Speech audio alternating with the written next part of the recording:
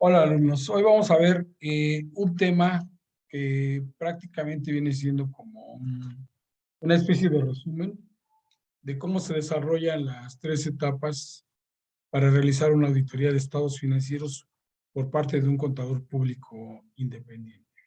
Bueno, hablemos que esta auditoría se desarrolla, lleva a cabo, se ejecuta tomando en cuenta estas tres etapas.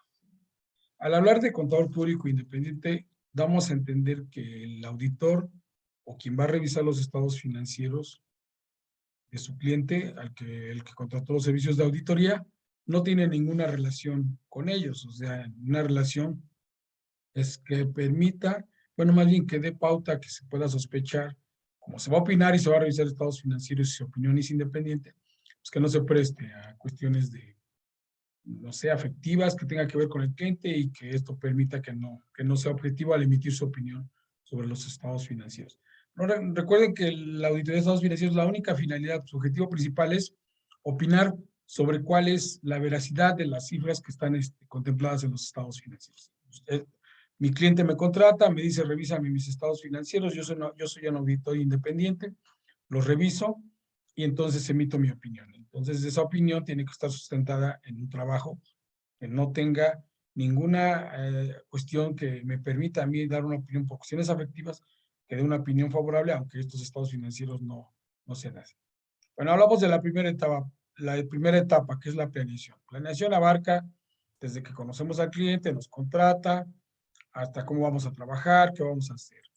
Después viene la ejecución, que es donde ya realizamos el trabajo de estar revisando lo de los estados financieros y al último tenemos que entregar un informe. Dentro de ese informe está la opinión que nosotros como auditores tenemos sobre la auditoría que realizamos. Ya revisé tus estados financieros, ya los analicé, ya tengo las pruebas y entonces emito una opinión. Esa opinión vamos a ver que son de 4 formas. Entonces, esas serían las 3 etapas.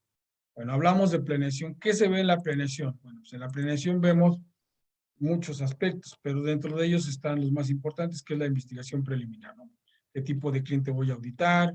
¿Quién es? ¿Bajo qué régimen tributa? ¿Cómo es que paga sus impuestos o todas sus contribuciones?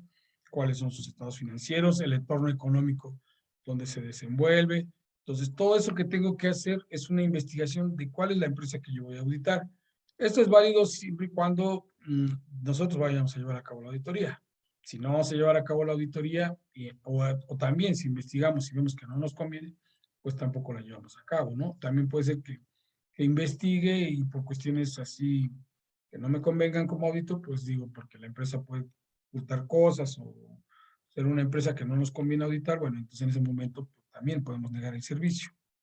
Una vez que ya revisamos cuál es el cliente que vamos a llevar a cabo su auditoría, bueno, entonces también uno de los aspectos importantes en la etapa de planeación es la carta encargo. ¿Qué es esto? Bueno, pues el acuerdo, donde decimos ya cuándo te voy a realizar tu auditoría, cómo la voy a ejecutar, qué herramientas voy a utilizar, y entonces la llevamos a cabo. Dentro de la auditoría, bueno, pues lógico, esta está basada en programas sobre los cuales nosotros vamos a establecer cómo vamos a revisar y cómo lo vamos a hacer, cuáles son las herramientas que voy a utilizar para revisar tus estados financieros. Cada, cada área que yo revise, pues va a estar basada en un programa de auditoría, serie de pasos a seguir.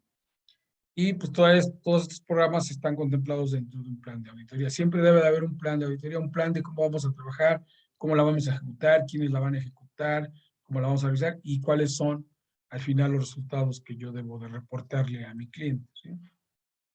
Muchas veces la herramienta que más utilizamos en la planeación son los cuestionarios donde le vamos a decir al cliente cómo lo haces, qué haces, cómo lo llevas a cabo, quién eres, cómo es que elaboras tus estados financieros. Entonces, una parte importante son los cuestionarios. Y es muy importante saber que en esta etapa de planeación, pues si nosotros vamos a auditar por primera vez al cliente, pues lo vamos a hacer más, digamos que va a ser una carga de trabajo de investigación más a fondo. Cuando ya lo seguimos auditando después de realizar la primera auditoría, bueno, ya las auditorías siguientes, pues ya no es tanto el trabajo, ya nada más se van modificando los aspectos más importantes. Pues en pocas palabras, esa es la planeación. Puede abarcar más cosas, pero digamos que estos son de los aspectos más importantes. También es importante ver que que nosotros hacemos la auditoría no para revisar o para encontrar errores o para decir estás mal, no, eso es simplemente revisar los estados financieros que tanto se apegan a una verdad, pero dentro de esos detalles pues está que si nosotros vemos cuestiones de fraude, pues que se lo hagamos saber. Recuerden que hay dos tipos de errores dentro de una empresa, errores que cometen de manera involuntaria o no con el afán de hacer daño, y el otro error es por cuestiones de fraude, ese sí es el más peligroso. No quiere decir que vamos a ir a auditar una empresa para saber si están cometiendo fraude o no, pero si nosotros percatamos de que existe el fraude, pues a hacérselo notar a nuestro cliente, ¿no? Procedimientos de auditoría, vuelvo a repetir, cuáles son todas las herramientas que voy a utilizar, si voy a hacer cálculo, observación, estudio general, lo que en muchas ocasiones se conoce como técnicas de auditoría. ¿Cómo es que voy a revisar? O sea, ¿cuáles son esas herramientas que yo voy a utilizar para revisar todo lo que contemplan los estados financieros? ¿Sí? Y algo muy importante, siempre hay que evaluar el riesgo de la auditoría. ¿Qué es el riesgo de la auditoría? Bueno, es que el cliente pueda cometer algún error o yo como auditor no revise un 100%, pero que sea lo menos posible. Todos sabemos que somos falibles, podemos equivocarnos, pero que esta equivocación sea lo menos posible, lo más pequeña para que no afecte, en este caso, mi trabajo como auditor. Por eso es importante que siempre evaluemos el riesgo para ver cuál es la probabilidad de podernos equivocar o cuáles son las áreas que requieren mayor atención. Bueno, la etapa de la ejecución, aquí es cuando ya trabajamos, ya obtenemos las pruebas, elaboramos los papeles de trabajo y todo lo plasmamos en lo que se llama documentación de auditoría, documentación que va a formar parte al final de un archivo de auditoría. ¿Y en qué hacemos? Bueno, pues dice, la documentación de auditoría también es conocida como papeles de trabajo.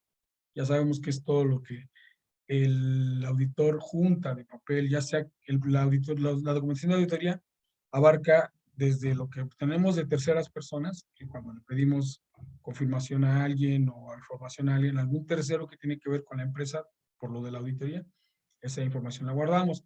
También todos los documentos que nosotros elaboremos durante la auditoría y todos aquellos papeles que también nos proporciona el cliente. Todo eso va a formar nuestra documentación de auditoría, la cual vamos a plasmar o vamos a guardar en uno que se llama archivo de auditoría. Entonces, esta documentación es la que me va a servir de prueba. Yo voy a opinar sobre los estados financieros, entonces debo de tener las pruebas suficientes que me digan en qué base mi opinión, y esto es con base a la documentación. Ahí van a estar guardadas las evidencias. La mayoría de los papeles de trabajo, o si no, los más importantes, se basan en cédulas sumarias y cédulas analíticas. Entendamos por cédulas sumarias cuando abarcamos un grupo de cuentas homogéneas que tienen ciertas características. Voy a darles un ejemplo. Una cédula sumaria vendría siendo, una de ellas puede ser efectivo y equivalentes de efectivo, donde ahí va a estar lo de caja, bancos e inversiones temporales. Eso podría ser una cédula sumaria, porque abarca esas tres cuentas que voy a analizar. Y una cédula analítica cuando nada más analizamos una de estas cuentas de manera individual. Por ejemplo, si analizo cajas, si analizo bancos, o si analizo inversiones temporales, pues cada uno va a tener sus cédulas analíticas e inclusive hasta unas subanalíticas, ¿no? Pero entonces así es como se manejan estas cédulas, son las que de las más importantes que maneja el auditor. Pues todo esto se va a guardar en un archivo de auditoría, todo va a contemplar un archivo donde va a ir todo lo que recaude de documentación o de pruebas el auditor. Sabemos que esta documentación se debe conservar durante cierto tiempo, ¿sí? Esta documentación no puedo decir, ya la audité, ya no me sirve, no, hay que conservarla en un plazo más o menos es como de 5 años, ¿no? Entonces, eso es importante que lo tengamos en mente.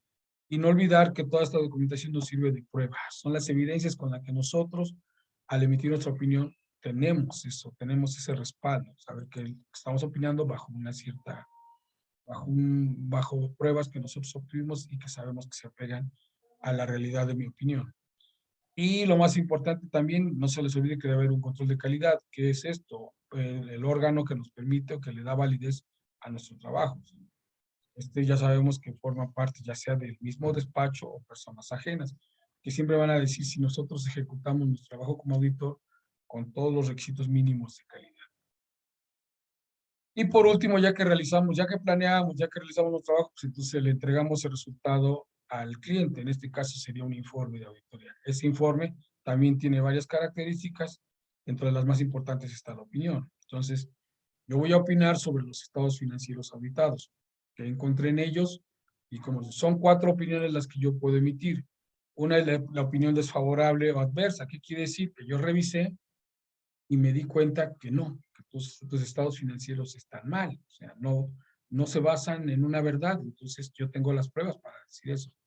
Otro es la denegación o abstención de opinión, que es esto, que no te pude revisar, o que en la mayoría de las cuentas que yo quise revisar de tus estados financieros no lo logré, no tuve ese alcance para poder decir tus estados financieros, ni siquiera puedo decir que están mal, simplemente no puedo opinar sobre eso porque no los logré revisar. Y lógico, la opinión que quisiéramos que siempre apareciera cuando yo audito es la opinión no modificada o favorable. Esa opinión favorable nos da a entender que nosotros no encontramos ningún detalle, que todo está correcto en los estados financieros. Y otra que es una opinión modificada. Bueno, la opinión modificada entiendan que, pues sí opino sobre estados financieros, están bien, pero ahí me encuentro ciertas características que no son generalizadas. Entonces ahí puedo decir, sí están bien tus estados financieros, pero tienes este pequeño o gran detalle, ¿no? Que no generalizan tus estados financieros, no los afecta, pero entonces en este caso sería una opinión modificada, lo que antes se conocía como en el dictamen con salvedades, ¿no? Que estaban bien tus estados financieros, pero bajo mi estricto examen que yo hice de revisar los Estados Unidos, me encontré estos detalles, ¿no? Es una salvedad. Habría que ver cuál se considera una salvedad o cuál no, si es, qué tan grave es la situación.